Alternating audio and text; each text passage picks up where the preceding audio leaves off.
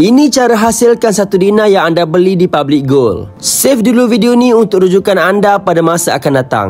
Sebelum ianya menjadi 1 dinar yang cantik, ia adalah 1 jongkok emas seberat 1 kilogram. Ianya akan dibakar dan dicairkan, kemudian menjadi 1 ketulan emas seberat 500 gram. Ketulan emas ini sengaja dipanjangkan supaya mudah melalui proses rolling, iaitu menjadikannya kepingan emas. Proses rolling ini dilakukan beberapa kali sehingga mencapai ketebalan emas yang ditetapkan. Kemudian ia akan melalui proses blanking, iaitu menjadikannya bentuk dan saiz yang diinginkan. Inilah hasil setelah kepingan emas itu melalui proses blanking. Emas itu tadi tidak lengkap jika tidak melalui proses pressing, iaitu menjadikannya desain dan corak Public Gold. Maka inilah dia corak dan desain 1 dinar di Public Gold. Proses yang terakhir adalah weight control, iaitu menjadikannya berat dan timbangan yang ditetapkan. Proses ini akan dilakukan berkali-kali sehingga mencapai ketepatan berat yang sepatutnya. Ia akan dikikis berkali-kali sehingga mencapai berat 4.25